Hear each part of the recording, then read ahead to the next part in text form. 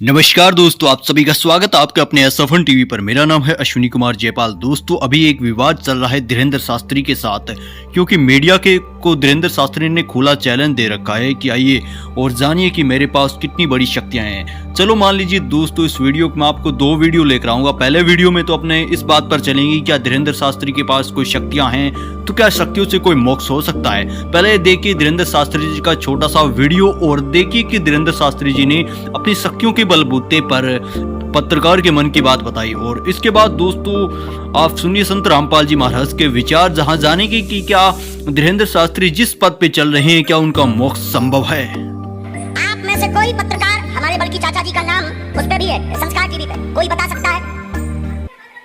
बोलो बोलो, वरना आज के बाद अंधविश्वासी कहना बंद कर देना। क्या बता सकते हो? अब आप पत्रकारों ने जिनके चाचा का नाम भृगुनाथ तिवारी हो वो आ जाए।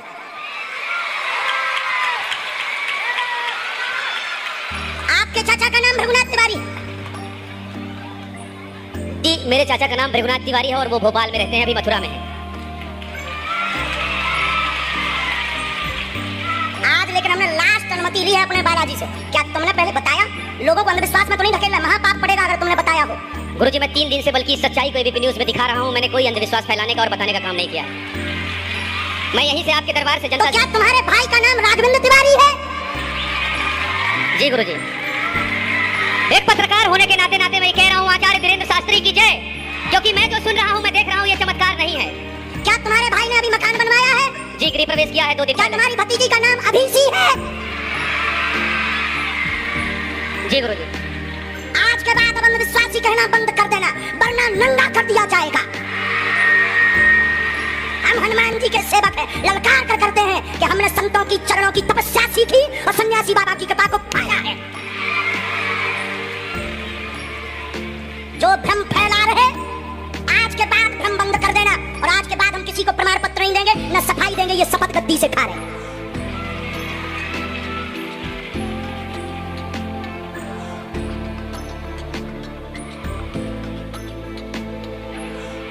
पूरे भारत को अंधविश्वास में धकेलने के लिए हाँ तो नहीं बोल रहे?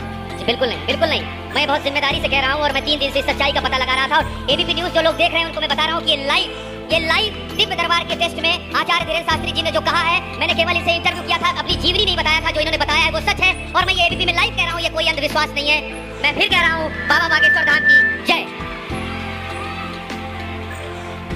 आज के बाद, क्योंकि आज हमारा दिमाग स्थिर नहीं है, आज के बाद अब हम कभी भी किसी से हमें प्रमाण पत्र की आवश्यकता नहीं है। आज पूरी नेशनल मीडिया के सामने हमें जो कहना था कर लिया, फर्स्ट और लास्ट है। अब आपका एक प्रश्न हम बताएंगे और आज के दरबार को, क्योंकि हम पूर्ण होश में नहीं है, इसलिए आज के दरबार को हम बालाजी की अनुमति से आए थे और आज के दरबार को हम इसी के साथ विराम करेंगे। कल 4 घंटे दरबार लगाएंगे। एक प्रश्न पूछ लीजिए, लास्ट पूछिए। मैं पूछूं? हाँ। मेरे मन में तो देखिए बहुत सारे सवाल थे जिसको लेकर मैं 3 दिन से लगातार कोशिश कर रहा था। मैं इसी मीडिया में, इसी पत्रकारिता क्षेत्र में और क्या कर सकता हूं, क्योंकि मैं देश और समाज के लिए सेवा करना चाहता हूं, इसी फील्ड में रहकर उसको लेकर। पदोन्नति का प्रश्न है, कृपा होगी पत्रकार में इस मंत्र का जाप करें, आशीर्वाद है। और रुकिए, एक ये रखा है और आपका एक और रखा है। हम गुरु हैं, ऊंची गोटी खेलते हैं, कच्ची गोटी नहीं खेली हो। इसमें वो रहस्य भी लिखे हुए हैं जो दुनिया को पता नहीं, सिर्फ तुम्हें और हमें पता है। वो पूरे कमरों की डिटेल लिखी है इसमें और ये धमकी नहीं है, सिर्फ आधा पढ़वा करके आपको हम संतुष्ट कर देंगे और पर्चा वापस ले लेंगे। एक ये आएंगे, ये भाव से बैठे हैं, बस ये आपने भी नहीं सोचा होगा। दोस्तों, अभी आपने देखा कि धीरेन्द्र शास्त्री जी ने किस तरह अपनी सिद्धियों के बलबूते पर पत्रकार के मन की बात बताई। तो अब दोस्तों अब सुनते हैं संत रामपाल जी महाराज के विचार और जानेंगे क्या इन सिद्धियों के बलबूते पर धीरेन्द्र शास्त्री का मोक्ष मिल सकता है। क्या धीरेन्द्र शास्त्री जी की और उनके शिष्यों की मोक्ष की प्राप्ति होगी। तो दोस्तों वीडियो के साथ अंत तक बने रहे और इसके साथ ही दोस्तों अगले वीडियो के अंदर आपको एक प्रमाणों के तहत बताएंगे कि क्या धीरेन्द्र शास्त्री के पास वास्तव में कुछ सिद्धियां और शक्तियां हैं। ये सिद्धियां होती हैं जो आपके मन में क्या सोच रखा है आपने, वो बता देगा सामने वाला। उसके एक वो मन की वृत्ति बताने वाली सिद्धि जिसने अपनी कंप्लीट कर रखी है, साध रखी है। एक बार हमारे ताऊ के लड़के की भैंस चोरी होगी तो किसी ने बताया कि वहाँ इधर गुड़गांव साइड में एक मुसलमान है और वो जाति बता दी है चोर का नाम। तो उसने वो वहाँ गए 5-7 हमारे घर वाले, उसने कहा कि तुमने जिस पे शक है उसका नाम लिख लो और उसके साथ साथ और 10 नाम और पर्चियाँ बना लो, एक तो उसकी हो जिसके ऊपर तुमने शक है और बाकियों की 10 के 9 के नाम और लिख दो, 10 पर्ची यहाँ डाल दो, मैं अपने आप उठा के दे दूंगा, वो चोर होगा। अब उन घरवालों को किसी एक पर शक था, उसका नाम लिख दिया। सबके जितने सेव वहाँ गए थे सबके मन में यूँ था कि यूँ पक्का चोर है, और वो पर्ची डाली, उसने वह ये पर्ची उठा के दे दी। वह मन की वृत्ति जाने था कि किसके बारे में सोच रहे हैं ये चोर। सब खुश हो गए, वाह भाई वाह, बड़ी बात है, तो कति सच्ची बात होगी भाई, देखा ना हम भी सोच रहे थे, इसने वह बता दी। वो आके पुलिस ने कहा था भाई मैंने नाम बता दो किस पे शक है, उन्होंने बता दिया यूँ चोर है। पुलिस ने उसको पूछताछ की, धमकाया खुरकाया, पुलिस ने कहा भाई यूँ चोर नहीं है। फिर उन्होंने किसी और पर शक कर लिया कि शायद वो है भाई पक्की बात, वो उस दिन वहाँ खड़ा था, ऐसे रात में वहाँ खड़ा था, उसने देखा था। तो वो फिर किसी दूसरे और के पास गए, एक ऐसा ही बकवाद करनी है, तो उसने भी यही कहा। ऐसे ही उन्होंने उसका नाम लिख दिया, जिस पे शक था 9 और लिख कर डाल दिए। उसने वह पर्ची निकाल दी जिस पर उन हमारे घर वालों में शक था, वो नाम निकाल के दे दिया कि यूँ चोर है।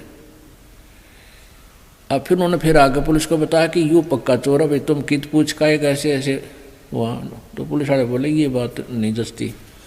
उससे भी पुलिस ने पूछा था अच्छी की, लेकिन वो भी चोर नहीं था, वो बहस नहीं पाई। और वो जाते बताते जो मन में सोचते ये बकवादे हैं, किसी ने सच्ची भी हो जाती है उनकी, तो 20 जगह गुण गा दे, हमारी तो सच्ची बता दी थी उसने। तो पुण्यात्मा ये ड्रामाबाजी हमने नहीं करनी चाहिए। तो क्या बताते हैं, एक सिद्धि निस्वासर जागे, एक सिद्धि सेवक हो आगे। मेरे मामा जी का गांव है खेड़ी दमकन सोनीपत में, और वहाँ एक गीसा पंथ का एक गीसा साहब जिसको परमात्मा मिले थे, उसी का एक गीसा दास संत का ही शिष्य नेकी राम जी था। उसने गीसा साहेब जी की वचनों को आधार ना मानकर संसारिक जो आम लोकवेद के आधार से हठ योग करना शुरू कर दिया। उस हठ योग से उसमें सिद्धि आ गई, नींद ना हो, उसने दिन रात जागता रहता था। तो वहाँ एक आश्रम बना हुआ है, उस आश्रम की स्थापना होने का कारण जब हमने पूछा तो बताया वहाँ के व्यक्तियों ने कि नेकी राम जी यहाँ एक बड़ी सी थी, वन था छोटा सा, उसमें बैठ गया आके और ज्ञान प्रचार करे और दिन रात जाग गए। तो वहाँ 1-2 सेवक रहने लगे, उन्होंने कहा यो महात्मा जी ना दिन में सोता ना रात में। तो लोगों ने छुप कर देखा कई दिन तक, भाई सचमुच ना दिन में सोता ना रात में सोता, ये तो महाराजा पड़ा है। उसका उड़े एक आश्रम बना दिया, मंदिर बना दिया, उसकी पूजा शुरू करने लगे हैं, और आज कुछ भी कोई ना उसका पल्ले। तो इस प्रकार हम भ्रमित हो जाते हैं। एक सिद्धि निस्वासर जागे, एक सिद्धि सेवक हो आगे। जैसे आपको हम कई बार सुनाते हैं कथाएं, उदाहरण देते हैं कि ये मन जो है ये एक भूत समझो, और इसको यदि भक्ति पर लाए रखा तो ये ठीक से, अगर इसको भक्ति पर नहीं लगा तो बकवाद सूझता है, कोई उत्पना, कोई गलत काम करवाता है, पाप की तरफ दौड़ता है, हमारे जान का खतरा बनता है। तो इसके लिए किसको कैसे कंट्रोल करना चाहिए इस मन को, इसको परमात्मा के नाम पर लगाए रखना चाहिए। तो इसका उदाहरण देते हैं हम कई बार। तो आपको ये कथा सुनाते हैं। एक साधु था और उसने एक सिद्धि कर ली। उस सिद्धि से क्या होता है कि किसी पितर को या किसी प्रेत को कंट्रोल कर लेते हैं। तो उसकी साधना के कारण ईश्वरीय शक्ति से वो जो सिद्ध किया हुआ जो होता है वो सेवक रूप में प्रकट हो जाता है, वो केवल उसी को दिखाई देता है। ये सिद्धि उसकी साधना से ऐसा हो जाता है। एक संत के पास, एक तपस्वी के पास ऐसी सिद्धि थी, लेकिन उसमें एक अवगुण था कि उसको अगर काम ना बताया गया, वो सेवक प्रकट हो जाता था तो सिद्धि से, तो नहीं तो वो फिर उसको हानि कर देता। एक से संत ने वो सिद्धि आती थी, उसने अपने चेले से भी वह सिद्धि करवा दी, लेकिन उस गुरु ने कहा चेले से, शिष्य कि भाई मेरी अब्सेंस में, मेरी अनुपस्थिति में इस सिद्धि का तू प्रयोग मत करना। अब कुछ दिन के बाद गुरुजी चले गए सैर सपट्टे को कहीं दूसरे जगह पर। पीछे से चेले ने सोचा जो यह सिद्धि मैंने की है इसको परीक्षण तो करके देखूं। उसने वो सिद्धि प्रयोग कर दी। सामने एक जंद खड़ा हो गया, एक प्रेत सेवक बन के कहने लगा, महाराज बात सुन ले, यदि मुझे काम बता और काम नहीं बताओगा तो तेरी गर्दन दाबूंगा, मैं तुझे मारूंगा। तो चेले ने सोचा भाई काम बता दिया, बर्तन साफ कर दे, बर्तन साफ कर दिए मिनटा में। आटा मांग लिया 10 मिनट में आ लिया।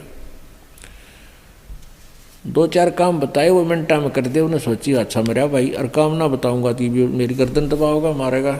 उसने गुरुजी को याद किया, एक मर गया मैं तो आज गुरुजी गलती होगी। इतने वो गुरुजी आ गए। वो गुरुजी कहने लगे, अरे क्या हो गया गुरुजी, ये मन मारेगा, ये ऐसे ऐसे खड़ा है, ये देख यूँ खड़ा, और काम बताऊँ हूँ जब वह कर देता है मिनटों में। तो गुरुजी ने कहा भी मैंने तेरे से मना किया था बेटा, मेरी एब्सेंस में प्रयोग ना करना, पर एक काम करी, इसने कह दे कि बांस ले आ, बहुत लंबा बांस ले आ। वो बांस ले आया। गुरुजी बोले इसको कह दे कि इसमें ज़मीन में गाड़ ले, खड़ा कर दे। उन्होंने ज़मीन में गाड़ दिया। तो गुरुजी बोले इसको कह दे कि इस बांस पर चढ़े जा, उतरे जा, काम होगा जब मैं तेने बुला लूँगा ना, तू अपना यूँ काम लगा रहे।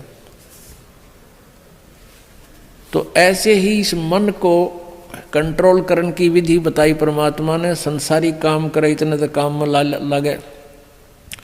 फिर इस राम नाम के बांस पर चढ़ाए जा, उतारे जा इस मन रूपी भूत को। इसने ठाली ना छोड़े ना, यू हानि कर देगा।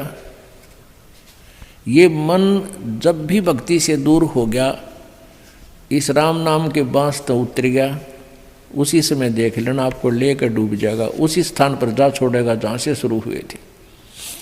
तो ये बता रखा कि एक सिद्धि निस्वासर जागे, दिन रात जागे, एक सिद्धि सेवक हो आगे, एक सिद्धि स्वर्गापुर धावे, एक सिद्धि जो सब गठ छावे, एक सिद्धि सब सागर पीवे, एक सिद्धि जो बहुजुग जीवे।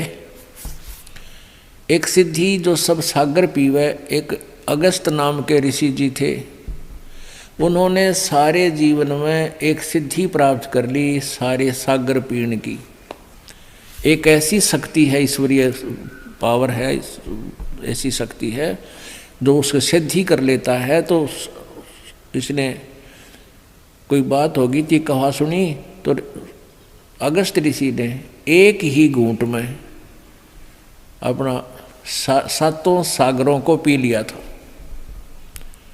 अपने आत्माओं, ये जो शक्ति है भगवान की, वो ऐसी ही अटपटी होती है। आम आदमी इस बात को नहीं समझ सकता, ये तो वही समझ सकते हैं जो परमात्मा से परिचित है। उसने एक घूंट में 7 सागर पी लिए, इतनी सिद्धि उसको प्राप्त हो गई थी, लेकिन मोक्ष नहीं। फिर प्रार्थना करने पर कहते हैं वापस उसने कुरला कर दिया, सारे 7 सागर फिर परिपूर्ण हो गए। ये ऐसा हो जाता है क्योंकि ये पूरी ब्रह्मांड सारे बीज रूप में ही थे और परमात्मा के पास सुरक्षित थे। परमात्मा के ही देन थी, परमात्मा ने इनको बनाया था। ऐसा हो सकता है, लेकिन कहने का भाव यह कि ऐसी सिद्धि 7 समुद्रों को पी लेना और फिर भी मोक्ष नहीं, ये सिद्धियां होती हैं। एक सिद्धि कष्ट तन जा रहा, एक सिद्धि तन हंस ने आ रहा, एक सिद्धि जल डूब न जाई, एक सिद्धि जल पैर न लाई। एक सिसाना गांव है सोनीपत जिले में, सिसाना, और सिसाना गांव में एक ईसाई पंथी से संबंधित था एक व्यक्ति, साधक, नेकीराम परंपरा से। तो वही हठ योग करके उसने सिद्धि प्राप्त कर ली। क्या सिद्धि थी उसके पास? वहाँ के वेदाबी की बात है हमारे सामने की। कहते हैं इस महाराज जी ये तालाब में का निकल जाता है, कीचड़ में का निकल जाता है, इसके पैर का पानी ना लगता, इसके पैर का जल गीला नहीं करता इसको।